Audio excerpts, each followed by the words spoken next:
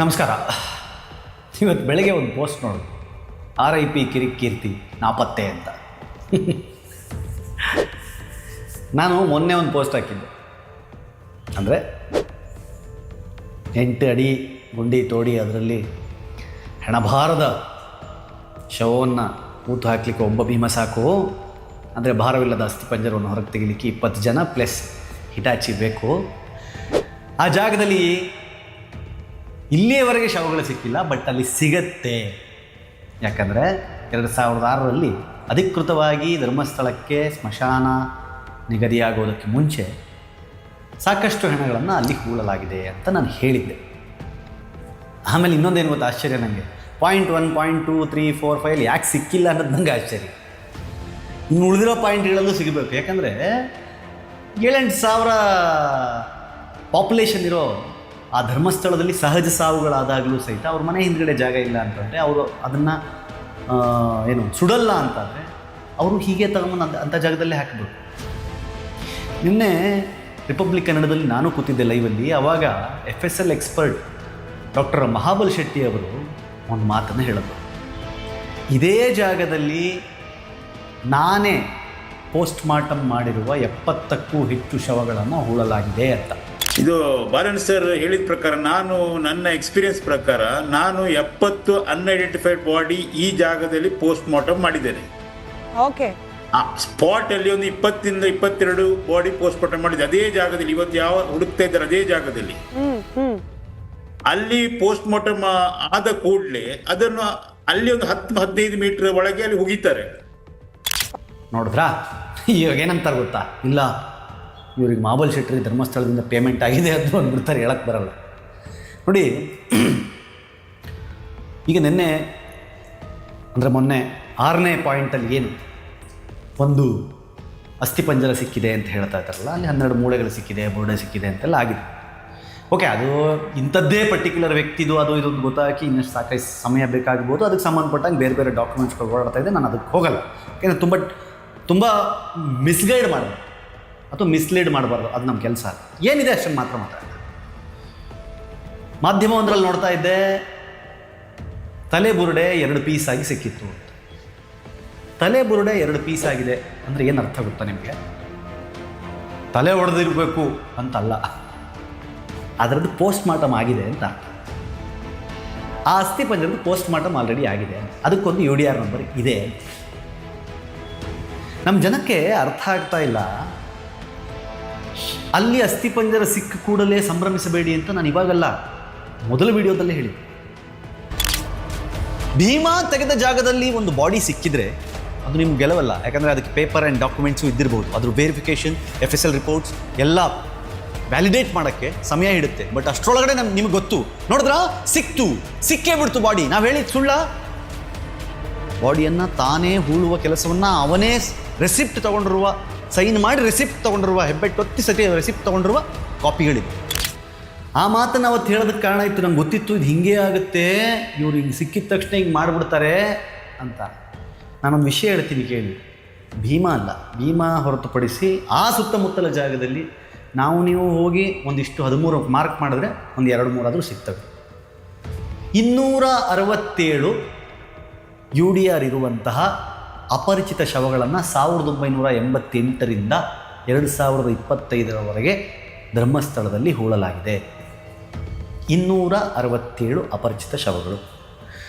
ಆಮೇಲೆ ನಾನು ಅದೇ ರಿಪಬ್ಲಿಕ್ TVಯ ಡಿಸ್ಕಷನಲ್ಲಿ ಕೂತಾಗ ಅದೇ ಮಹಾಬಲ್ ಶೆಟ್ಟರ್ನ ಕೇಳಿದೆ, ಸರ್ 70 ಕೇಸ್ ನೀವು ಪೋಸ್ಟ್ ಮಾರ್ಟಮ್ ಮಾಡಿದ್ದೀರಿ ಅಂದ್ರಲ್ಲ, ಅದರಲ್ಲಿ ಎಷ್ಟು ರೇಪ್ ಆ್ಯಂಡ್ ಮರ್ಡರ್ ಇದೆ ಅಂತ. ಅವ್ರು ಹಾಗೆ ಚೇಚೆ ಆ ಥರದ್ದೆಲ್ಲ ಚಾನ್ಸೇ ಇಲ್ಲ ಅನ್ನೋ ಹಾಗೆ ಅದನ್ನು ತಣ್ಣಿ ಹಾಕಿ. ಮಹಾಬಲ್ ಶೆಟ್ಟಿ ಸರ್ ನಮಸ್ತೆ, ನಾನು ಕೀರ್ತಿ ಮಾತಾಡ್ತೀನಿ. ಅಲ್ಲಿ 70 ಅನ್ಐಡೆಂಟಿಫೈಡ್ ಬಾಡಿಗಳನ್ನು ನೀವೇ ಪೋಸ್ಟ್ ಮಾರ್ಟಮ್ ಮಾಡಿದ್ರಿ ಅಂತ ನೀವು ಹೇಳಿದ್ರಿ. ಹೌದು ಸರ್, ಅದರಲ್ಲಿ ಎಷ್ಟು ರೇಪ್ ಆ್ಯಂಡ್ ಮರ್ಡರ್ ಕೇಸಸ್ ಇತ್ತು ಸರ್? ಇಲ್ಲ, ರೇಪ್ ಅಂಡ್ ಮರ್ಡರ್ ಆದ್ರೆ ನಾವು ಅಲ್ಲಿ ಸ್ಪಾಟ್ ಅಲ್ಲಿ ಮಾಡೋ ಪ್ರಶ್ನೆನೇ ಇಲ್ಲ. ಯಾಕಂದ್ರೆ ಇದು ಬಿಯಾಂಡ್ 10 ದಿವಸ ನಂತರ 12 ದಿವಸ ನಂತರ ಸಿಕ್ಕಿದ ಬಾಡಿ ಪ್ಯೂಟ್ರಿಫೈ ಆಗಿ ಹತ್ರ ಮನುಷ್ಯ ಹೋಗ್ಲಿಕ್ಕೆ ಸಾಧ್ಯ ಇಲ್ಲದ ಬಾಡಿಯನ್ನು ಮಾತ್ರ ಅಲ್ಲಿ ಮಾಡೋದು. ನಮ್ಗೆ ಗೊತ್ತಿಲ್ಲ. ನನಗೆ ಈಗಲೂ ಹೇಳ್ತೀನಿ, ನಮ್ಮ ಜನ ಈ ಕ್ಷಣಕ್ಕೆ ಬದಲಾಗಿಬಿಡ್ತಾರೆ, ಅರ್ಥ ಆಗಿಬಿಡುತ್ತೆ. ಯಾರ್ದೋ ತಪ್ಪಿದೆ, ಯಾರ್ದೋ ತಪ್ಪಿಲ್ಲ, ನಾನು ಅದನ್ನು ಏನೂ ಹೇಳಲ್ಲ. ಬಟ್ ಎಲ್ಲೂ ಹೋಗಿಲ್ಲ. ನಿಮಗೆ ಸತ್ಯಾಸತ್ಯತೆಯನ್ನು ಆಗಾಗ ಅರ್ಥ ಮಾಡಿಸುವ ಕೆಲಸವನ್ನು ಬಲವಾಗಿ ನಾನು ಮಾಡ್ತಾ ಬರ್ತೀನಿ, ಬಲವಾಗಿ ಮಾಡ್ತಾ ಬರ್ತೀನಿ. ನನಗಿರೋದು ಒಂದೇ ನಂಬಿಕೆ ಇವಾಗ, SIT ತುಂಬ ಎಫಿಷಿಯೆಂಟ್ ಆಗಿರುವಂತಹ ಅಧಿಕಾರಿಗಳು ಅದನ್ನು ಹ್ಯಾಂಡಲ್ ಮಾಡ್ತಾ ಇರಬೇಕಾದ್ರೆ ಅಷ್ಟರೊಳಗೆ ವರ್ಡಿಕ್ಟ್ ಕೊಡೋಕ್ಕೆ ಯಾರೂ ಬರಬೇಡಿ ಅನ್ನೋದಷ್ಟೇ ನನ್ನ ವಾದ. ಅಂಡರ್ ಟ್ರಯಲ್ ಕೇಸ್ನಲ್ಲಿ ಆಲ್ ಆಫ್ ದ ಸಡನ್ ಏನೂ ಇಲ್ಲದೇನೆ, ಅಂದರೆ ಇವತ್ತು ನಾನು ನೋಡ್ತಾ ಇದ್ದೆ, ಸರ್ಕಾರ ಏನು ಧರ್ಮಸ್ಥಳದ ವಿಚಾರದಲ್ಲಿ ಫೇಕ್ ಸುದ್ದಿ ಹರಡುವವರ ವಿರುದ್ಧ ಕ್ರಮ ತಗೊಳ್ತೀವಿ ಅಂತ ಹೇಳಿದ್ದಾರೆ ಅಂತ. ಫೇಕ್ ಸುದ್ದಿಯನ್ನು ಹರಡಿ ಹಬ್ಬಿ ಡಾಕ್ಯುಮೆಂಟ್ಸ್ ಇಲ್ದಂಗೆ ವಿಡಿಯೋ ಮಾಡಿಬಿಟ್ಟು ಜಾತ್ರೆ ಮಾಡಾಗಿ ಹೋಗಿದೆ. ಜನಗಳ ತಲೆಯಲ್ಲಿ ಆಲ್ರೆಡಿ ಮಬ್ಬು ಕೂರ್ಸ್ ಆಗೋಗಿದೆ. ಇನ್ನೇನಲ್ಲಿ ಫೇಕ್ ನ್ಯೂಸ್ ಹೇಳಬೇಕು, ಇನ್ನೇನಿದೆ. ಈಗ SITಗೆ ಬಂತು, ಈಗ ಸಾಕ್ಷಿಗಳನ್ನು ತೊಗೊಂಡೋಗಿ SIT ಎದುರುಗಡೆ ಕೊಡಬೇಕಾಗತ್ತೆ ಅಂತ ಬಂದಾಗ ಈಗ ಟೆನ್ಷನ್ ಆಗ್ಬಿಟ್ಟವ್ರು, ಈಗ ಯಾರೂ ಮಾತಾಡಲ್ಲ. ಅಂದರೆ ಜನ ನಂಬುತ್ತಾರೆ ಅಂದರೆ ಎಲ್ಲಿಯ ತನಕ ನಂಬಿಸ್ತಾರೆ ರೀ? ನನಗೀಗ ಆಯಿತು, ಸರ್ಕಾರಕ್ಕೆ ನನ್ನ ಪ್ರಶ್ನೆ, ಯಾಕೆ ಗಿರೀಶ್ ಮಟ್ಟಣ್ಣನವರನ್ನು ಕರೆದು ಪ್ರಶ್ನೆ ಮಾಡಬಾರ್ದು? ಯಾಕಂದರೆ ಮೊನ್ನೆ ಒಂದು ಲೈವ್ ವಿಡಿಯೋದಲ್ಲಿ ಅವ್ರು ಹೇಳಿದ್ರು, ಆಲ್ರೆಡಿ ಭೀಮಾ ತಂದಿದ್ದಂತಹ ತಲೆಬುರುಡೆ 26 ವರ್ಷದ ಮಹಿಳೆಯದ್ದು ಅಂತ ಹೇಳಿ FSLನಿಂದ ಗೊತ್ತಾಗಿದೆ, ನಮಗೆ ವರದಿ ಬಂದಿದೆ ಅಂತ ಹೇಳಿದ್ರು. ಆ ತಲೆಬುರುಡೆ ಮಹಿಳೆಯದ್ದು, ಯುವತಿಯದ್ದು, 24 ವರ್ಷದ ಯುವತಿಯದ್ದು ಅಂತೇಳಿ FSLನಿಂದ ನಮಗೆ ಮಾಹಿತಿ ಬಂದಿದೆ. ಇದು ಹೆಂಗೆ ಗೊತ್ತಾಯಿತು? ವಿಡಿಯೋ ನೋಡಿದ್ರಲ್ಲ, ಇದು ಹೆಂಗೆ ಗೊತ್ತಾಯಿತು? FSLನವರು ಹೇಗೆ ಒಂದು ವರದಿಯನ್ನು ಗಿರೀಶ್ ಮಟ್ಟಣ್ಣನವರಿಗೆ ಕೊಡ್ತಾರೆ? ಆಶ್ಚರ್ಯ ನನಗೆ. ಅಂದರೆ ಜನ ನಂಬುತ್ತಾರೆ ಅಂದರೆ ನಾನು ಎಮೋಷ್ನಲಿ ಅವರು ನಂಬಿಸ್ತಾನೆ ಹೋಗ್ತೀನಿ ಅನ್ನೋದು ಯಾಕೆ? ಆಮೇಲೆ ಗಿರೀಶ್ ಮಟ್ಟಣ್ಣನವ್ರಿಗೆ SIT ಆದ ಕೂಡಲೇ ಅದು ಏನಾಗಿದೆಯೋ ಏನೋ ಗೊತ್ತಿಲ್ಲ, ಏನೇನೋ ಮಾತಾಡ್ತಾ ಇದೆ. ಮೊನ್ನೆ 24ನೇ ತಾರೀಕು ಒಂದು ವಿಡಿಯೋ ಮಾಡಿ ವೀರೇಂದ್ರ ಹೆಗ್ಗಡೆ ಅವ್ರ ಬಗ್ಗೆ ಮಾತಾಡ್ತಾ, ನಕಲಿ ದೇವಮಾನವ, ಹುಷಾರಿಲ್ವಂತೆ, ರಾತ್ರಿ ತಲೆ ಮರೆಸ್ಕೊಂಡು ಆಸ್ಪತ್ರೆಗೆ ಬರ್ತಾ ಇದ್ದಾರಂತೆ, ಈ ಥರದ ಬಾಳ್ಬೇಕಾಗಿ ಮನುಷ್ಯ ಅನ್ನೋ ಥರದಲ್ಲಿ ಮಾತಾಡಿದ್ರು. ಕಳೆದ 4 ದಿನದಿಂದ ಧರ್ಮಸ್ಥಳ ಗ್ರಾಮದ ನಕಲಿ ದೇವಮಾನವ ಯಾರ ಕಣ್ಣಿಗೂ ಕಾಣ್ತಾ ಇಲ್ಲ. 4-5 ದಿನದಿಂದ ಅಲ್ಲಿಯವರು ಹೇಳ್ತಾರೆ ಓಡಿ ಹೋದ್ರು ಅಂತ ಹೇಳಿ. ಇನ್ನು ಕೆಲವೊಬ್ರು ಹೇಳ್ತಾರೆ ರಾತ್ರಿ ಹೊತ್ತು ಆಸ್ಪತ್ರೆಗೆ ಹೋಗ್ತಾರೆ, ಯಾರಿಗೂ ಗೊತ್ತಾಗ್ಲಾರ್ದಂಗೆ ರಾತ್ರಿ 12-1 ಗಂಟೆಗೆ ಒಂದು ಆಸ್ಪತ್ರೆಗೆ ಹೋಗಿ ಟ್ರೀಟ್ಮೆಂಟ್ ತಗೊಂಡ್ ಬರ್ತಾರೆ ಅಂತ ಹೇಳಿ. ಕದ್ದು ಮುಚ್ಚಿ ಈ ಪರಿಸ್ಥಿತಿ ಯಾರಾದ್ರೂ ದಿನ ಊಟ ಮಾಡಿ ಮರ್ಯಾದಸ್ಥರಿಗೆ ಕದ್ದು ಮುಚ್ಚಿ ಆಸ್ಪತ್ರೆಗೆ ಹೋಗುವಂತ ಪರಿಸ್ಥಿತಿ ಬರ್ತದ? ಆಯ್ತಾ?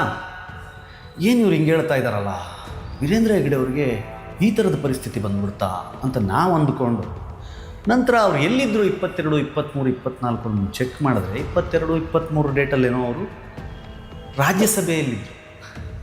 ಈಸ್ ಅ ರಾಜ್ಯಸಭಾ ಮೆಂಬರ್. ರಾಜ್ಯಸಭೆಯಲ್ಲಿ 25ನೇ ತಾರೀಕು ಇನ್ಫ್ಯಾಕ್ಟ್ ವಿಶ್ವವಾಣಿಯವರ ಒಂದು ಕಾರ್ಯಕ್ರಮದಲ್ಲಿ ಭಾಗವಹಿಸಿದರು, ಪುಸ್ತಕ ಬಿಡುಗಡೆ ಕಾರ್ಯಕ್ರಮದಲ್ಲಿ. ಈ ವಿಶ್ವೇಶ್ವರ ಭಟ್ರ ಪುಸ್ತಕ ಬಿಡುಗಡೆ ಮಾಡೋ ಸಮಾರಂಭದಲ್ಲಿ ನನ್ನ ಪುಸ್ತಕ ಕೈಗೆ ಸಿಗದ ನೆನೆಸಿದ್ದು ಇದು ಇಂಗ್ಲೀಷ್ ಪುಸ್ತಕ ಅಂತ. ಅದರಲ್ಲಿ ವಿದೇಶ ಕಾಲ ಅನ್ನೋ ನನ್ನ ಪುಸ್ತಕ ನನ್ನ ಕೈಗೆ ಬಂತು, ಅದು ಬಿಡುಗಡೆಗೆ. ನನ್ನ ಪುಣ್ಯ. ನಾನು ಹೇಳ್ತಾ ಇರೋದು ನೋಡಿ, ಇದನ್ನೆಲ್ಲ ನಿಮಗೆ ಅರ್ಥ ಮಾಡಿಸಿ ಹೇಳಿದರೆ ಓಕೆ, ಹೇಳಿಲ್ಲ ಅಂತಂದರೆ ಅವ್ರು ಹೇಳಿದ್ದನ್ನು ನೀವು ನಂಬ್ಕೊಂಡ್ಬಿಡ್ತೀರಿ. ಅಂದರೆ ಒಬ್ಬ ಮನುಷ್ಯನನ್ನು ಕೆಟ್ಟದಾಗಿ ತೋರಿಸ್ಬೇಕು, ಕೆಟ್ಟದಾಗಿ ಬಿಂಬಿಸಬೇಕು ಅಂತಂದರೆ ಸುಳ್ಳುಗಳ ಮೇಲೆ ಸುಳ್ಳು ಇಲ್ಲಿ ತನಕ ಮಾಡಿದ್ದು ಅದೇ ರೀ. ನಾನು ಇವಾಗಲೂ ನಿಮಗೆ ಈ ವಿಡಿಯೋದಲ್ಲೂ ಕೇಳ್ತಾ ಇದ್ದೀನಿ, ನಾನು ಬೇರೆ ಏನೂ ಕೇಳ್ತಿಲ್ಲ ರೀ. 2013ರಿಂದ ಇಲ್ಲಿಯವರೆಗೂ ನಮ್ಮ ಹತ್ರ ಸಾಕ್ಷಿ ಇದೆ ಅಂದವರು ಸೌಜನ್ಯಾಗಿ ನ್ಯಾಯ ಕೊಡಿಸುವ ನಿಟ್ಟಿನಲ್ಲಿ ಆ ಸಾಕ್ಷಿಗಳನ್ನು ಯಾಕೆ ಕೋರ್ಟಿಗೆ ಕೊಡಲಿಲ್ಲ, ಯಾಕೆ ತನಿಖೆಗೆ ಕೊಡಲಿಲ್ಲ ಅನ್ನೋದಷ್ಟೇ ನನ್ನ ಪ್ರಶ್ನೆ. ನನ್ನ ಪ್ರತಿ ವಿಡಿಯೋ, ಪ್ರತಿ ಪೋಸ್ಟ್ನ ಕೆಳಗೆ ಇರುವ ಹ್ಯಾಶ್ಟ್ಯಾಗ್ಗಳಲ್ಲೊಂದು ಜಸ್ಟಿಸ್ ಫಾರ್ ಸೌಜನ್ಯ. ನಾವು ಕೇಳ್ತಿರೋದು ಸೌಜನ್ಯಾಗೇ ನ್ಯಾಯನ. ಆದರೆ ನನ್ನ ಹತ್ರ ಸಾಕ್ಷಿಗಳಿಲ್ಲ, ನಾನು ತೊಗೊಂಡೋಗಿ ಕೊಡೋಣ ಅಂದರೆ, ಆದರೆ ಇವ್ರುಗಳ ಹತ್ರ ಜೇಬಲ್ಲಿದೆ, ಮೊಬೈಲಲ್ಲಿದೆ, ದಾಖಲೆಗಳಿದೆ, ನೋಡಿದವರಿದ್ದಾರೆ, ಜೀವಂತ ಸಾಕ್ಷಿಗಳಿದ್ದಾರೆ ಎಂದವರು ಇವರು ಇವತ್ತು ಸಾಕ್ಷಿಗಳನ್ನು ಯಾಕೆ ಕೊಡ್ತಿಲ್ಲ ಅನ್ನೋದಷ್ಟೇ ನನ್ನ ಪ್ರಶ್ನೆ. ಏನು ತಪ್ಪಿದೆ ಇದ್ರಲ್ಲಿ? ನಾನು ಕೇಳ್ತಾ ಇರೋದ್ರಲ್ಲಿ ಹೇಳಿ. ನಾನು ಹೆಂಗೆ ಕೆಟ್ಟವನಾಗಿ ಕಾಣಿಸ್ತೀನಿ ನಿಮ್ಮ ಕಣ್ಣಿಗೆ? ಹೇಳಿ. ಪರವಾಗಿಲ್ಲ, ಮಬ್ಬು ಸರಿಯೋದಕ್ಕೆ ಇದು ಹೇಳ್ತೀನಿ ಕೇಳಿ. ಇದು ಮೋಡ ಅಲ್ಲ, ಕಾರ್ ಮೋಡ ಇದು. ಆ ಕಾರ್ ಮೋಡದಿಂದ ಮಳೆ ಸುರಿದು ಅದು ಬತ್ತಿದ ಮೇಲೇ ಆ ಮೋಡ ಮರೆಯಾಗೋದು, ಸೂರ್ಯನ ಕಿರಣ ಬೀಳೋದು. ಅಲ್ಲಿ ತನಕ ಕಾಯುವ ಶಕ್ತಿಯನ್ನು ಭಗವಂತ ಮಂಜುನಾಥ ಸ್ವಾಮಿ ನನಗೆ ಕೊಟ್ಬಿಟ್ಟಿದ್ದಾರೆ. ಮತ್ತು ಅದೇ ವಿಡಿಯೋದಲ್ಲೂ ಹೇಳ್ತಾರೆ, ಧರ್ಮಸ್ಥಳದಲ್ಲಿ ಸತ್ತವನನ್ನು ಬೆಳ್ತಂಗಡಿಯಲ್ಲಿ ಪೋಸ್ಟ್ ಮಾರ್ಟಮ್ ಮಾಡಿ ಮತ್ತೆ ಧರ್ಮಸ್ಥಳಕ್ಕೆ 14 ಕಿಲೋಮೀಟರ್ ತಗೊಂಬಂದು ಯಾಕ್ರಿ ಹೂಳಬೇಕು ಅಂತ ಕೇಳ್ತಾರೆ. ಬೆಳ್ತಂಗಡಿ ಆಸ್ಪತ್ರೆಯಲ್ಲಿ ಹೆಣದ ಪೋಸ್ಟ್ ಮಾರ್ಟಮ್ ಆದ್ರೆ ಉಲ್ಟಾ ಮತ್ತೆ 14 ಕಿಲೋಮೀಟರ್ ಧರ್ಮಸ್ಥಳಕ್ಕೆ ಬಂದು ನೇತ್ರಾವತಿ ತೀರದ ಕಾಡಿನಲ್ಲಿ, ಧರ್ಮಸ್ಥಳದ ಕಾಡಿನಲ್ಲಿ ಯಾಕಪ್ಪ ಶವ ಹೂತಾಕಿದ್ರಿ? ಗಿರೀಶ್ ಮಟ್ಟಣ್ಣನವರವರೇ, ಗಿರೀಶ್ ಮಟ್ಟಣ್ಣವರವರೇ, ಹೆಸರು ಸರಿಯಾಗಿ ಹೇಳಬೇಕು, ಗಿರೀಶ್ ಮಟ್ಟಣ್ಣವರವರೇ, ನಿಮಗೆ ಪೊಲೀಸ್ ಕೆಲಸ ಹೆಂಗೆ ಸಿಕ್ತೋ ನನಗೆ ಗೊತ್ತಿಲ್ಲ, ಆದರೆ ನಿಮಗೆ ಗೊತ್ತಿರಲಿ, ಒಂದು ಅಸಹಜ ಸಾವು ಅಥವಾ ಅಪರಿಚಿತ ವ್ಯಕ್ತಿಯ ಸಾವು ಅಂತಾದಾಗ ಯಾವ ಗ್ರಾಮ ಪಂಚಾಯಿತಿಯಲ್ಲಿ, ಅಂದರೆ ಪೊಲೀಸ್ ಸ್ಟೇಷನಲ್ಲಿ UDR ಆದಮೇಲೆ ಯಾವ ಗ್ರಾಮ ಪಂಚಾಯಿತಿಯಲ್ಲಿ ಆಗಿರುತ್ತೋ ಅದೇ ಗ್ರಾಮ ಪಂಚಾಯಿತಿ ವ್ಯಾಪ್ತಿಯಲ್ಲೇ ಆ ಶವವನ್ನು ಹೂಳಬೇಕು. ಪಕ್ಕದ ಗ್ರಾಮ ಪಂಚಾಯಿತಿಗೆ ಹೋಗಿ ಹೂಳಕ್ಕಾಗಲ್ಲ. ಬೆಳ್ತಂಗಡಿಗೆ ತೊಗೊಂಡೋಗ್ಬಿಟ್ಟಿದ್ದೀವಿ, ಪೋಸ್ಟ್ ಮಾರ್ಟಮ್ ಮಾಡಿ ಇಲ್ಲೇ ಪಕ್ಕದಲ್ಲೆಲ್ಲಾದರೂ ಹೂಳ್ಬಿಡೋಣ ಅಂದ್ರೆ ಆಗಲ್ಲ.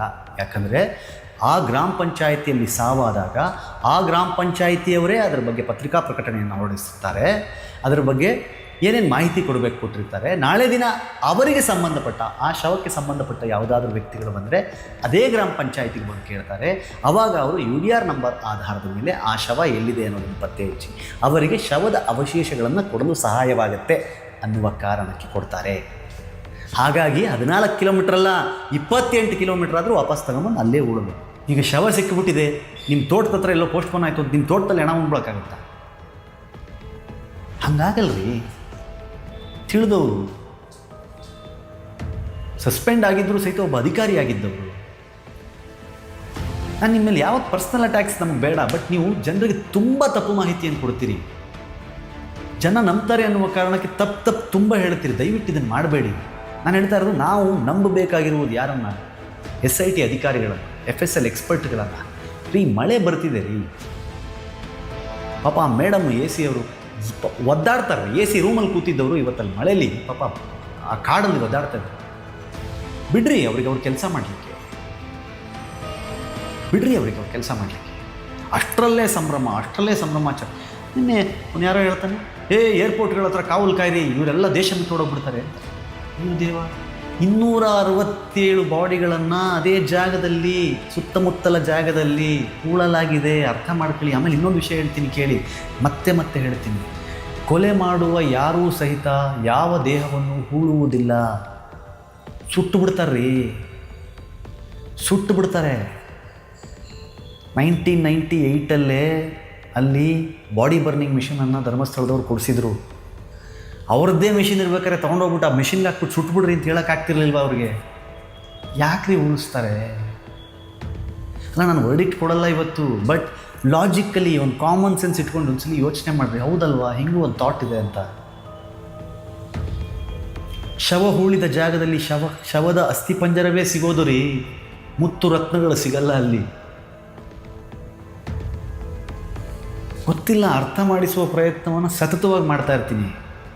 55 ವರ್ಷ ಒಬ್ಬ ವ್ಯಕ್ತಿ ಸಮಾಜದ ಒಳಿತಿಗೋಸ್ಕರ ತನ್ನ ಜೀವನವನ್ನು ಮುಡಿಪಾಗಿಟ್ಟು ಎಷ್ಟೋ ಜನ ಹೆಣ್ಣು ಮಕ್ಕಳ ಮದುವೆ ಮಾಡಿಸಿ, ಎಷ್ಟೋ ಜನರಿಗೆ ಇವತ್ತಿಗೂ ಅನ್ನದಾಸೋಹ ಮಾಡಿ, ಎಷ್ಟೋ ಜನರಿಗೆ ಇವತ್ತಿಗೂ ವಿದ್ಯೆ ಕೊಡಿಸಿ, ಎಷ್ಟೋ ಜನರ ಬದುಕಿನಲ್ಲಿ ಬಂಗಾರವಾಗಿಸಿ, ಸಂಘದ ಸಾಲದಿಂದ ಎಷ್ಟೋ ಜನರನ್ನ ಡಾಕ್ಟರ್ ಮಾಡಿ, ಸಂಘದ ಸಾಲದಿಂದ ಎಷ್ಟೋ ಜನ ಹೆಣ್ಣು ಮಕ್ಕಳ ಮದುವೆ ಮಾಡಿಸಿದಂತಹ ಒಂದು ಸಣ್ಣ ಬಡ್ಡಿ ತಗೊಳ್ಳದೇನೆ ಕೊಡಲಿಕ್ಕೆ ಪುಕ್ಷಟೆ ಅಂತಂದರೆ ಕ್ಯೂವಲ್ಲಿ ನಿಂತ್ಬಿಡ್ತಾರೆ ರೀ. ಬಡ್ಡಿ ಇಲ್ಲದೆ ಬಂದರೆ ನಡಿಬೇಕು. ಅಲ್ಲೂ ಬ್ಯಾಂಕ್ ಸ್ಟಾಫ್ ಇದ್ದಾರೆ, ಅಲ್ಲೂ ಸಾಕಷ್ಟು ಜನಕ್ಕೆ ಸಂಬಳ ಕೊಡಬೇಕು. ಅದೆಲ್ಲ ಆಗಕ್ಕೆ ಒಂದು ಸಣ್ಣ ಬಡ್ಡಿಯಲ್ಲಿ ಎಷ್ಟೋ ಜನರ ಬದುಕನ್ನು ಸರಿಪಡಿಸಿದ ಒಬ್ಬ ಮನುಷ್ಯನಿಗೆ 55 ವರ್ಷ ಈ ಜನರಿಗೋಸ್ಕರ ದುಡಿದ ಒಬ್ಬ ವ್ಯಕ್ತಿ, 76-77 ವರ್ಷದ ವ್ಯಕ್ತಿಯನ್ನು ಈ ಸಮಯದಲ್ಲಿ ನೀವು ಒಂದು ಕೆಟ್ಟ ಹೆಸರಿನ ಟೊಂಕ ಕಟ್ಟಿ ಅವರನ್ನು ಈ ವಯಸ್ಸಲ್ಲಿ ನಾನು ಕುಗ್ಗಿಸ್ತಿರಲ್ಲ. ಹೊಟ್ಟೆವ್ರಿ ಅಲ್ವೇನ್ರಿ? నిన్నే ఆంధ్రాದ ಒಂದು న్యూస్ ఛానల్ ನಾನು లైవ్ కూర్చుంటే 1/4 గంట. ఓకే, ధర్మస్థల ఒక ప్లేస్ వాడు ఏం చెప్తారు, జైన్ కమ్యూనిటీ హ్యాండిల్ చేస్తుంది, అది హిందూ టెంపుల్. ఇది పూర్వం ఉంది, ఇది ఈ రోజు నుంచి కాదు. ಆಂಧ್ರದ ನ್ಯೂಸ್ ಚಾನಲ್ಗಳಲ್ಲಿ ಹೆಂಗಾಗಿದೆ ಅಂತಂದರೆ, ಧರ್ಮಸ್ಥಳಕ್ಕೆ ಹೋಗಬೇಡಿ, ಹೆಣ್ಣು ಮಕ್ಕಳು ಹೋದರೆ ಜೀವಂತವಾಗಿ ವಾಪಸ್ ಬರಲ್ಲ ಅನ್ನೋ ಥರ ಬ್ರೇಕಿಂಗ್ ನ್ಯೂಸ್ಗಳನ್ನ ಹೊಡಿತಾ ಇದ್ದಾರಲ್ಲಿ. ಅಂದರೆ ಹೆಂಗೆ ಬಿಂಬಿಸ್ಬಿಟ್ಟಿದ್ದಾರೆ ಅಂತಂದರೆ, ಅಲ್ ಜಜೀರಾದಲ್ಲಿ ಬರುತ್ತೀರಿ ಈ ನ್ಯೂಸು. ಯೋಚನೆ ಮಾಡಿ, ಇವರ ವ್ಯಾಪ್ತಿ ಎಷ್ಟು ದೊಡ್ಡದಿರಬೇಕು. ನೀವು ಹೇಳ್ತೀರಿ ಧರ್ಮಸ್ಥಳದ ಹೆಸರು ಕೆಡಿಸೋಕ್ಕೆ ಇವ್ರು ಏನು ಮಾಡ್ತಾ ಇಲ್ಲ, ನ್ಯಾಯ ಕೇಳ್ತಾ ಇದ್ದಾರೆ. ನ್ಯಾಯ ಕೇಳುವವರು ಅವರ ಬಳಿ ಇದ್ದ ಸಾಕ್ಷಿಯನ್ನು ಯಾಕೆ ಕೊಟ್ಟಿಲ್ಲ ಅಂತ ನೀವು ಯಾಕೆ ಯಾವತ್ತೂ ಪ್ರಶ್ನೆ ಮಾಡಲಿಲ್ಲ? ನಿಮ್ಮ ಹತ್ರ ಸಾಕ್ಷಿ ಇದೆ ಅಂತ ಹೇಳಿದ್ರಲ್ಲ, ಯಾಕ್ರಿ ನೀವು ಜನರಿಗೆ ತೋರಿಸ್ಲಿಲ್ಲ ಅಂತ ಯಾಕೆ ಹೇಳಿಲ್ಲ? 1 ಗಂಟೆಲಿ ಕೊಡ್ತೀನಿ, 10 ನಿಮಿಷದಲ್ಲಿ ಕೊಡ್ತೀನಿ, ನಾಳೆ ಬಿಟ್ಟೆ, ಇನ್ನೇನು ಬಿಡ್ತಾ ಇದ್ದೀನಿ ಅಂದವರು ಯಾಕೆ ಕೇಳಲಿಲ್ಲ? ಜನಗಳೇ, ನಿಮ್ಮದೇ ತಪ್ಪು. ಇವತ್ತು ನೀವು ಮಬ್ಬಾಗಿದ್ದೀರಲ್ಲ, ಅದು ನೀವು ಕೇಳದಿರುವ ತಪ್ಪಿನಿಂದಾಗಿರುವ ಮಬ್ಬದು. ಇದರ ಕೆಳಗೂ ಕಮೆಂಟ್ ಮಾಡಿ ನನಗೇನು ಬೇಜಾರಿಲ್ಲ, ಇದ್ರ ಕೆಳಗೂ ನಿಂದಿಸಿ ನನಗೇನು ಪರವಾಗಿಲ್ಲ, ಇದ್ರ ಕೆಳಗೂ ನಾನು ಪರ್ಸ್ನಲ್ ಅಟ್ಯಾಕ್ ಮಾಡಿ ನನಗೇನು ಬೇಜಾರಿಲ್ಲ. ಬಟ್ ನಾನು ಸತ್ಯದ ಪರ ಇದ್ದೀನಿ. ನಾನು ಇರೋದನ್ನು ಮಾತ್ರ ಮಾತಾಡ್ತಾ ಇದ್ದೀನಿ, ಇಲ್ಲದೆ ಇರೋದನ್ನು ಮಾತಾಡ್ತಾ ಇಲ್ಲ. ನಿಮ್ಮನ್ನು ನಂಬಿಸಿದ್ದಾರೆ, ನೀವು ನಂಬಿದ್ದೀರಿ. ನಾನು ನಿಮಗೆ ಅರ್ಥ ಮಾಡಿಸ್ತಾ ಇದ್ದೀನಿ. ಅರ್ಥ ಮಾಡ್ಕೊಳ್ಳೋದು ಬಿಡೋದು ನಿಮಗೆ ಬಿಟ್ಟು ವಿಚಾರ. ಇದನ್ನು ಅರ್ಥ ಮಾಡ್ಕೊಳ್ಳಿಕ್ಕೆ ಬಹಳ ದೊಡ್ಡ ಜ್ಞಾನ ಬೇಡ, ಸ್ವಲ್ಪ ಸಣ್ಣ ಲಾಜಿಕ್ಕು, ಅಷ್ಟೇ ಸಣ್ಣ ಕಾಮನ್ ಸೆನ್ಸ್ ಇದ್ದರೆ ಸಾಕು. ಎಸ್, ಕೀರ್ತಿ ಮಾತಾಡ್ತಾ ಇರೋದ್ರಲ್ಲಿ ಅರ್ಥ ಇದೆ ಅಂತ ಗೊತ್ತಾಗುತ್ತೆ. ಹೇಳಿದ ಸುಳ್ಳುಗಳಿಗೆ ಸಾಕ್ಷಿ ಕೇಳ್ತಿದ್ದೀವಷ್ಟೇ, ಸೌಜನ್ಯಾಗೆ ನ್ಯಾಯ ಕೇಳ್ತಿದ್ದೀವಷ್ಟೇ. ಅದನ್ನು ಹೊರತುಪಡಿಸಿದ್ರೆ ನಮಗೆ ಬೇರೆ ಏನು ಬೇಡ. ನಮಸ್ಕಾರ.